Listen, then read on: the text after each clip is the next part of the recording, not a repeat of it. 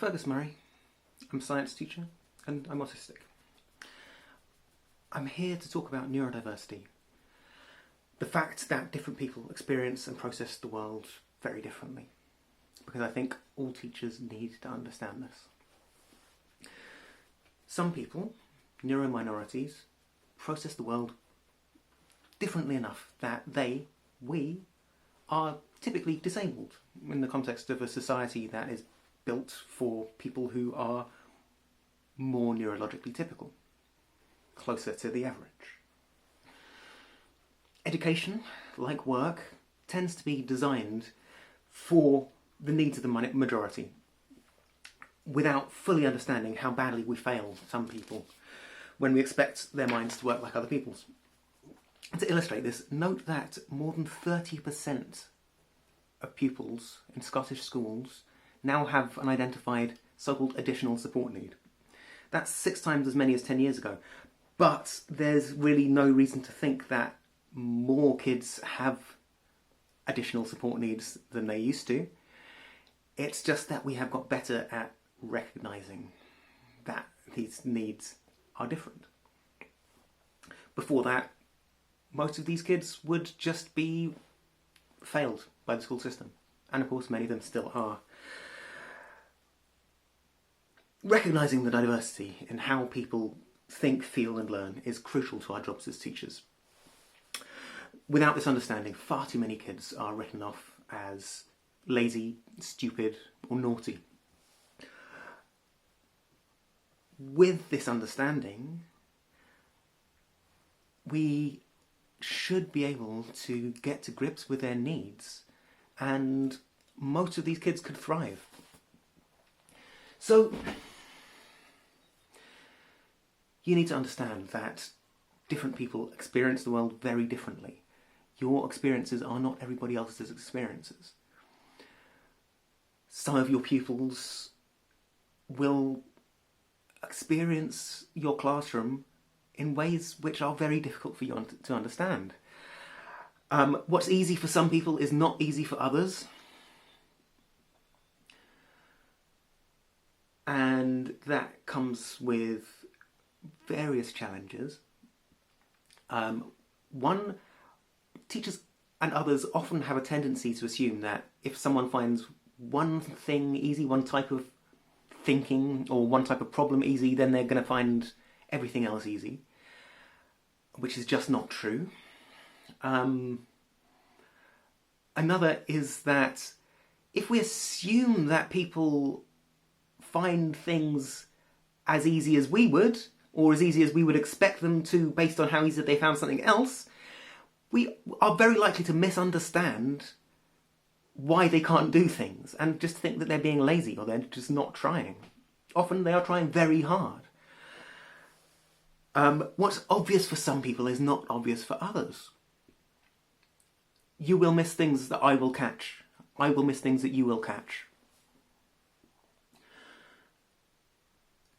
Some people need things explained which might not seem like they should need explaining, but they do. It's up to you to notice when whatever explanations have been provided are not enough for the kids in your care. Some people express themselves very differently. This is really key. You can't assume that people will express themselves in non-verbal terms, especially in ways that you recognise. You might not recognise their distress. You might think that they're distressed when they're actually okay. Misunderstandings between people with different cognitive styles happen all the time. The autistic scholar Damien Milton refers to this as the double empathy problem. It's not that autistic people lack empathy, it's that it's difficult to empathise with people who have very different experiences from yours. This shouldn't be particularly surprising, but people don't seem to find it obvious. Like I said, different people find different things obvious, so there you go.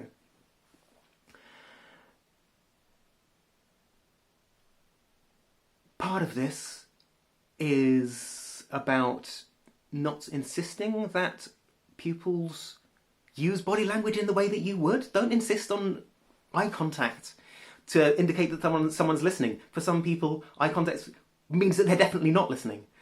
If they're looking down when you're talking to them, it doesn't necessarily mean that they are not listening.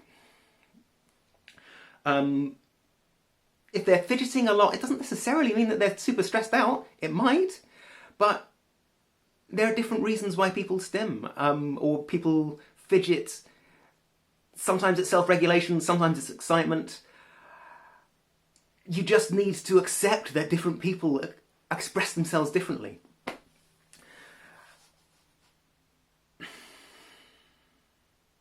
I'm not sure why that's so difficult, but apparently it is.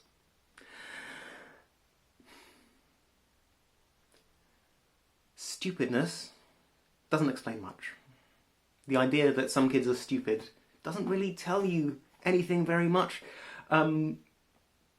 It's just not really an explanation. And yet we do it all the time. Teachers do it all the time. They may try not to give kids the impression directly that they are stupid, but certainly kids get that message often. And I know for a fact that teachers amongst ourselves are liable to suggest that kids are just not very intelligent, as if that explains why they're not getting the work that we're doing. And yes, different people find different things very, very difficult. But the fact that somebody has not understood a particular thing doesn't mean that they're stupid. There may well be other ways of explaining it that would click with them. Or they may just find a particular kind of thing extremely difficult. Doesn't mean that they're stupid.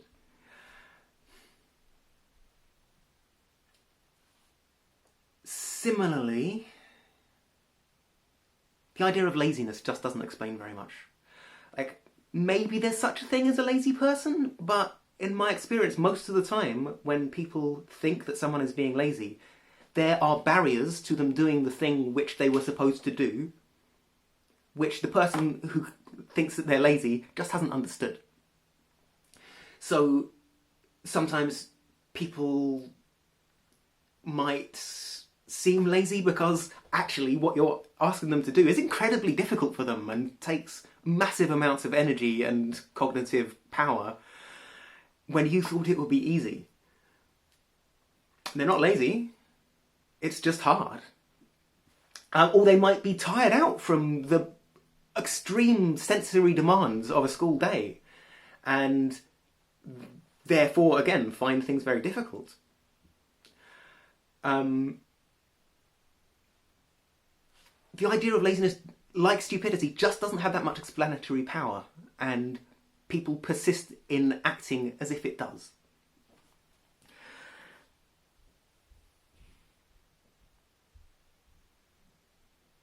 Most skills can be learnt. Sometimes it might take a long time.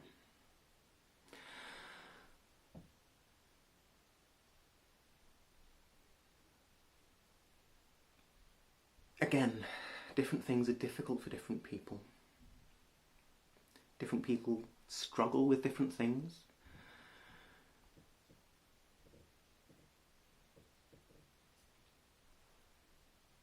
If someone hasn't learnt something yet, it doesn't mean that they never will. Maybe they won't. But we need to be on guard against assuming that they just won't ever have the ability to do a thing. But we also need to be on guard against pushing them too hard or punishing them for not having the hang of something yet. All of these things happen a lot at school.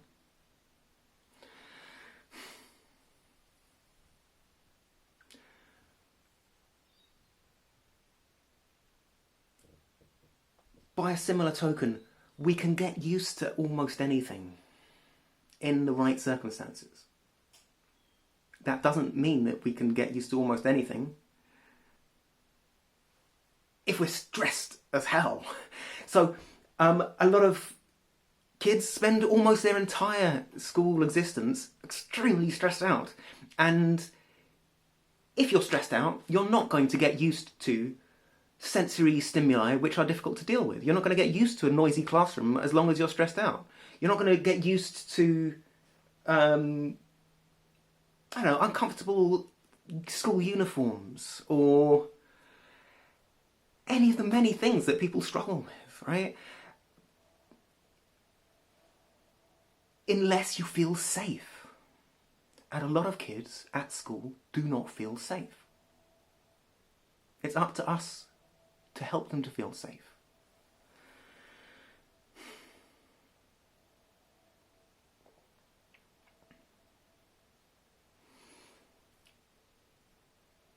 To understand what are the barriers facing the kids that we teach, and to understand their strengths and what they find difficult, it can be very useful to have a name for what makes them different.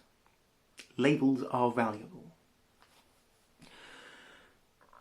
but deeply problematic. It should be the case that knowing someone is autistic means that they get their needs accommodated at school. That is not always how it goes. And the same goes for ADHD, the same goes for dyslexia, the same goes for dyspraxia.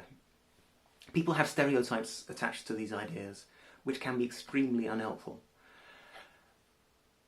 But responding to that by resisting labels in general can be just as unhelpful. Because labels can help a person to understand themselves, and they can help a teacher and other adults and classmates to understand with the right support and without the wrong myths being allowed to persist. So if someone thinks that autistic people lack empathy, for example, that's going to cause huge problems, and it's just not true. If people think that dyslexic kids just won't ever be able to read and write adequately, that's not healthy.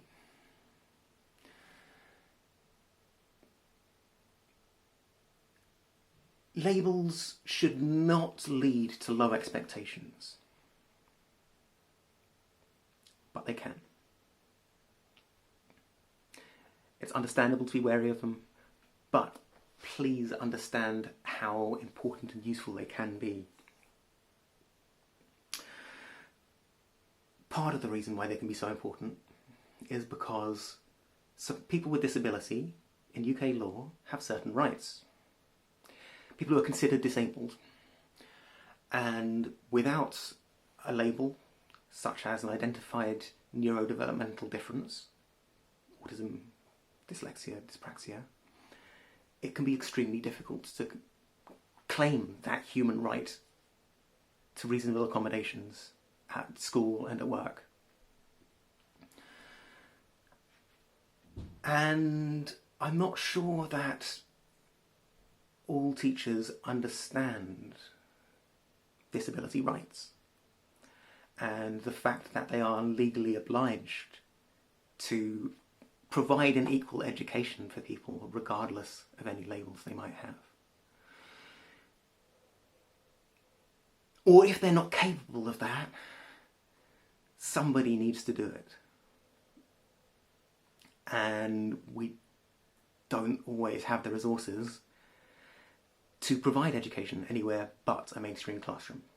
So mainstream classrooms really need to get better at understanding the needs and experience of neurodivergent kids, of neuro minorities. We also need to understand that the kids themselves don't necessarily know what they need. Many of them will be fairly new to their diagnosis and not know what kind of things can help. Part of our job is to help them to understand that.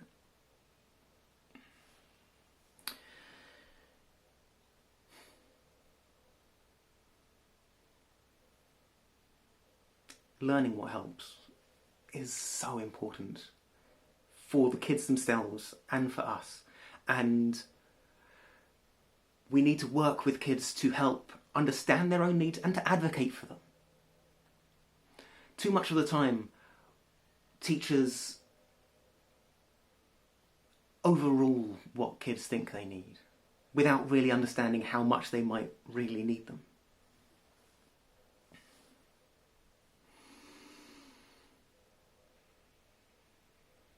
And we need to understand them ourselves. We need to understand how to make a classroom work for autistic kids, for dyslexic kids, for kids with ADHD. To do that, please listen to the voices of neurodivergent people. Both adults, look up the writing of autistic people, ADHD people, and dyslexic people. Talk to your friends about it if you know any neurodivergent people, which you do, whether you know it or not. Talk to the kids. They often will have good ideas about what could make school better for them and what could make your job easier. Too much of the time, schools don't build in opportunities for teachers to ask kids what they need. It's really about time we did. Thank you.